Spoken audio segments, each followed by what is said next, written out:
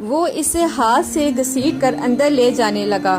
نمل بھاگنے کا یہ موقع گنوانا نہیں چاہتی تھی۔ اس کی نظر ٹیبل پر پڑے کانچ کے جگ پر پڑی۔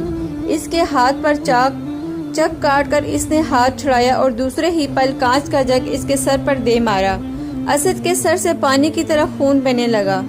اسد کو پیچھے مڑ کر دیکھا تو اس سے بے خبر تیزی سے بھاگتے ہوئے وہ کسی سے اتنی بری طرح ٹکرائی کہ اس کا سر چکرا کر رہ گیا۔ وہ پیچھے کو بہت برے طریقے سے گرتی، لیکن جاذب کی باہوں نے اسے تھام لیا۔ عامر کا غصہ قابو سے باہر تھا۔ یار سمجھتی کیا ہے یہ خود کو؟ خون دیکھ اس کا، میرا بس نہیں چل رہا، جی چاہ رہا ہے کہ خون پی جاؤں اس کا میں۔ جاذب نے بڑی مشکل سے اسے روکا۔ چھوڑ دے یار، جا رہی ہے وہ آج یہاں سے، لے جا اس کو جتنی جلدی ہو سکے، ورنہ میں قسم سے جان سے مار دوں گا اس کو اب۔ نمل ڈری سہمی ان کی باتیں سن رہی تھی، کیونکہ اسے معلوم تھا کہ اب ان کے ہاتھوں اس کی خیر نہیں۔ وہ اپنی خیر کی دعائیں مانگنے لگی۔ یا اللہ، اب تک تو نے مجھے ان سے محفوظ رکھا، آگے بھی میری لاج رکھنا۔ اے میرے رب، میں خود کو تیرے سپرد کرتی ہوں، میری حفاظت کرنا۔ جاذب شام ڈھلتے ہی اس کے کمرے میں آیا۔ اٹھو۔ کیوں؟ وہ ڈیٹھوں کی طرح اس کی آنکھوں میں آنکھیں ڈالتے ہوئے بولی۔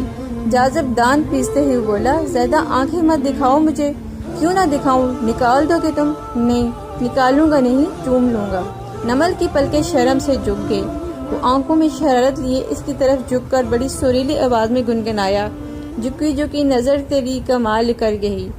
نمل نے پلکیں اٹھا کر دیکھا، اٹھی جو ایک بار تو بے حال کر گئی۔ نمل اس کی شاعرانہ انداز پر تلملا اٹھی۔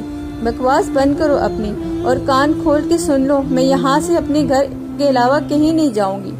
نہ میری جان، غصہ نہیں، جان نہیں، میں تم جیسے گھٹیا انسان کی۔ وہ اس کا ہاتھ پکڑ کر بولا، منہ بند کرو اور چلو میرے ساتھ۔ وہ نیچے فرش پر بیٹھ گئی۔ نہیں جانا مجھے تم جیسے وحشی آوارہ کے ساتھ۔ جاذب گہری سانس لے کر اپنا غصہ دبا کر بولا، مجھے نہ سننے کی عادت نہیں، یہ تم ہو جس کو بخشا ہوا ہے میں نے۔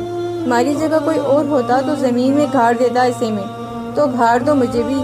وہ بلند آواز میں بولی، دیکھو آخری بار کہہ رہا ہوں، تم آخری بار بولو یا پہلی بار، لیکن میں بار بار کہوں گی، نہیں۔ جاذب کے ضبط کا امتحان لے رہی تھی وہ۔ جاذب نے غصے سے اسے گود میں اٹھایا اور گاڑی کی سیٹ پر جا پٹکا۔ اب جتنی بک بک کرنی ہے کرتی رہنا۔ جاذب نے سیٹ بیلٹ کے ساتھ اس کے ہاتھ اسے باندھ دیا اور ہاتھ بھی اس کے باندھ دیے، اور اونچی آواز میں